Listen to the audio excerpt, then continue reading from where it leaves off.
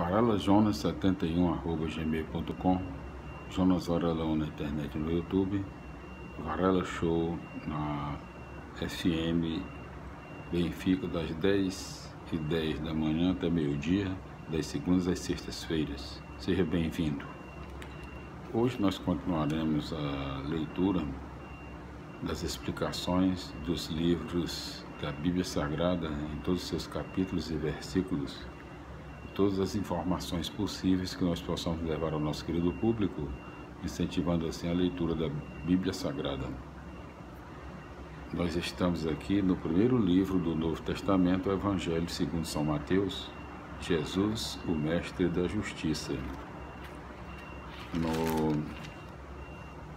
Na leitura do seu primeiro livrinho, A Justiça do Reino, parte narrativa, a chegada do reino, primeiro assunto do primeiro livrinho, né?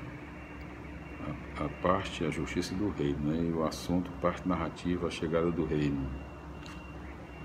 Nós estamos aqui já no segundo assunto, discurso, o Sermão da Montanha, né? Exatamente. Então, no vídeo anterior nós concluímos as explicações até o versículo 42 do capítulo 5 do Evangelho segundo São Mateus, né? Exatamente.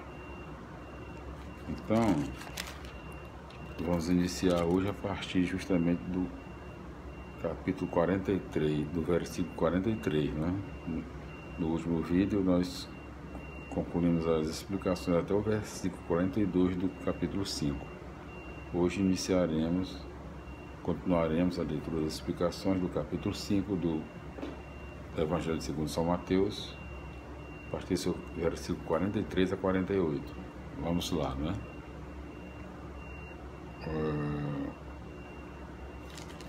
Lembrando que o capítulo 5 ele conta com 48 versículos, né? E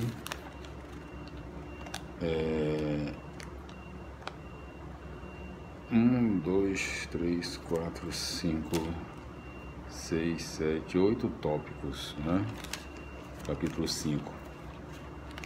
Primeiro tópico, bem-aventuranças, anseio por um mundo novo. Segundo, a força do testemunho. Terceiro, a lei e a justiça. Quarto, ofensa e reconciliação. Quinto, adultério e fidelidade. Sexto, juramento e verdade. Sétimo, violência e resistência. Oitavo, amar como o Pai amou. Então vamos continuar, né? Capítulo 5 do Evangelho segundo São Mateus, versículos 43 a 48. O Evangelho abre a perspectiva do relacionamento humano para além das fronteiras que os homens costumam construir.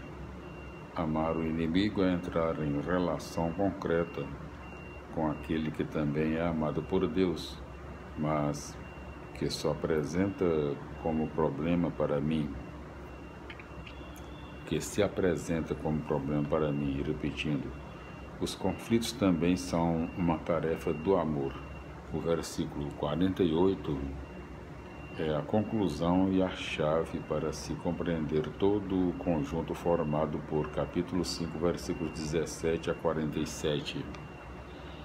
Os discípulos são convidados a um comportamento que os torne filhos, testemunhando a justiça do Pai sobre os cobradores de impostos, conforme nota em Marcos, capítulo 2, versículos 13 a 17. Glória a Deus, aleluia, amém. Felicidade, meus irmãos. Continuaremos agora com as explicações do capítulo 6 do Evangelho segundo São Mateus. Capítulo 6 conta com 34 versículos.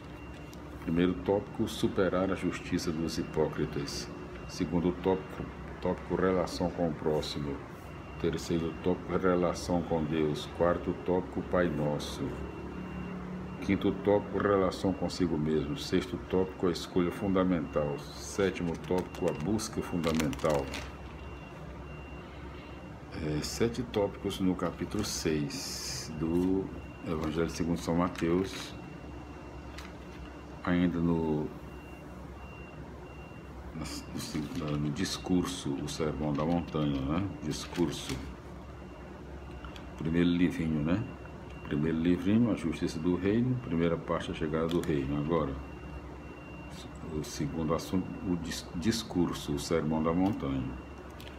Então, é o sexto capítulo, se enquadra aí. Então, vamos para as explicações do mesmo. Capítulo 6, versículo 1. O termo justiça se refere aqui a atitudes práticas em relação ao próximo, entre parênteses esmola, a Deus, entre parênteses oração, e a si mesmo, entre parênteses jejum. Jesus não nega o valor dessas práticas, ele mostra como devem ser feitas para que se tornem autênticas. Versículos 2 a 4. A esmola é um gesto de partilha e deve ser o sinal da compaixão que busca a justiça, relativizando o egoísmo da posse. Dar esmola para ser elogiada é servir a si mesmo e, portanto, falsificá-la. Versículos 5 a 6. 5 e 6. Na oração, o homem se volta para Deus, reconhecendo-o como único, absoluto e reconhecendo a si mesmo como criatura, relativizando a autossuficiência. Por isso, rezar para ser elogiado é colocar-se como centro, falsificando a oração. Versículos 7 a 15.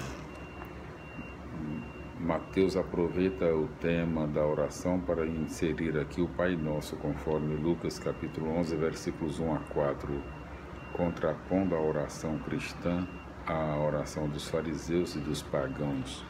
O Pai Nosso mostra a simplicidade e intimidade do homem com Deus.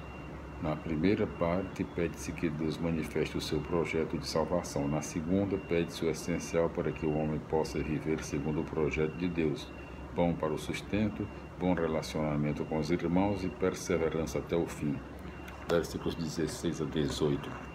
Jejuar é privar-se de algo imediato e necessário a fim de ver perspectivas novas e mais amplas para a realização da vida. Trata-se de deixar o egocentrismo para crescer e dispor-se a realizar um novo projeto de justiça. Jejuar para aparecer é perder de uma vez o sentido do jejum. Versículos 19 a 24. Todo homem, consciente ou inconscientemente, tem na vida um valor fundamental, um absoluto que determina toda a sua forma de ser e viver. Qual é o absoluto? Deus ou as riquezas? Deus leva o homem à liberdade e à vida, através da justiça que gera a partilha e a fraternidade. As riquezas são resultado da opressão e da exploração, levando o homem à escravidão e à morte. É preciso escolher a qual dos dois queremos servir. Versículos 25 a 34. A aquisição de bens necessários para viver se torna ansiedade contínua e pesada se não for precedida pela busca da justiça do reino, isto é, a promoção de relações de partilha e fraternidade. O necessário para a vida virá junto com esta justiça, como fruto natural de árvore boa. Glória a Deus, aleluia, minha felicidade. Vamos para continuando as explicações do Evangelho segundo São Mateus, no seu capítulo 7, que conta com 29 versículos.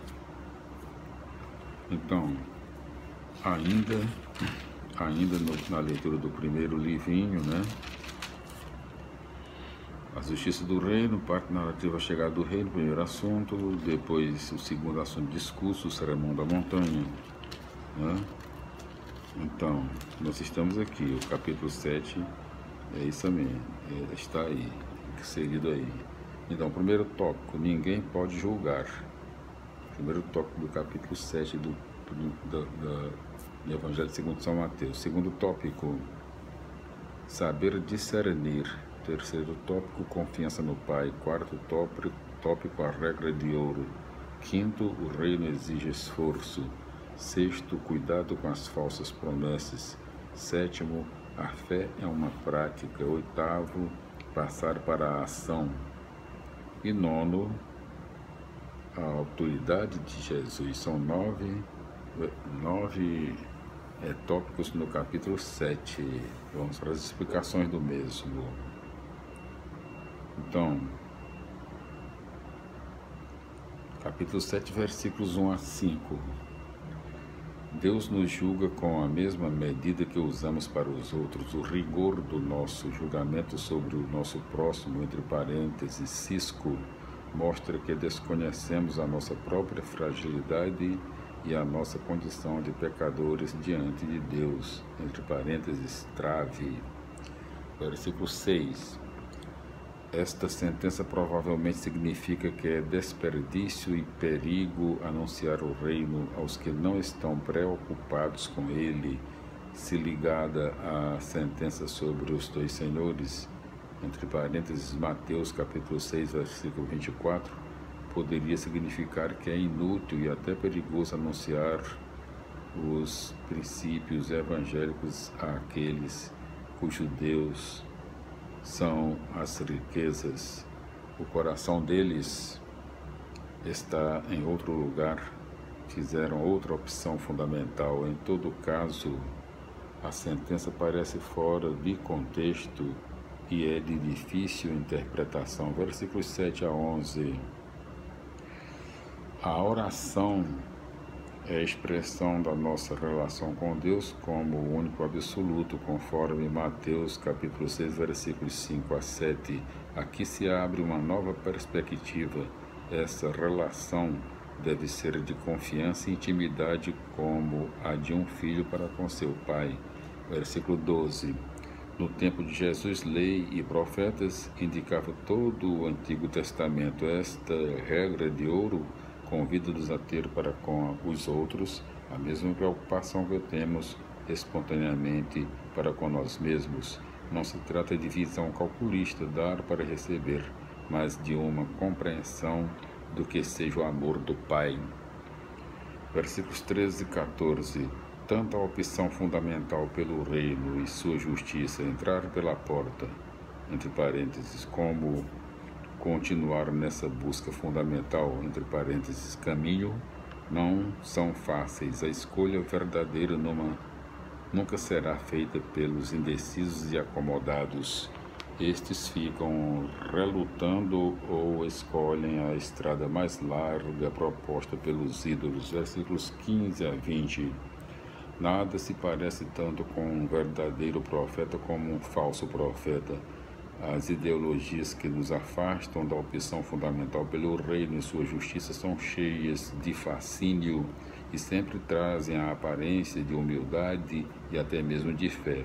Só poderemos perceber a sua falsidade através daquilo que elas produzem na sociedade, a cobiça e a sede de poder que levam à exploração e à opressão. Versículos 21 a 23. Nem mesmo o ato de fé mais profundo da comunidade, que é o reconhecimento de Jesus como Senhor, faz que alguém entre no reino. Se o ato de fé pela palavra não for acompanhado de ações, é vazio e sem sentido. A expressão naquele dia indica o juízo final e nos remete a Mateus 25, 31 a 46, onde são mostradas as ações que qualificam o autêntico reconhecimento de Jesus como Senhor.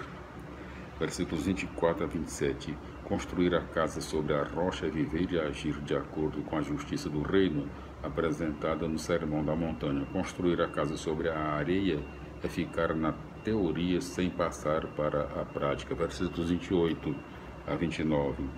A autoridade de Jesus não se baseia em tradições ou sistemas, e sim na sua própria pessoa. Ele vive e pratica o que ensina aos outros. Até o nosso próximo vídeo, quando explicaremos o capítulo 8. Glória a Deus, eleve-me, felicidades até lá.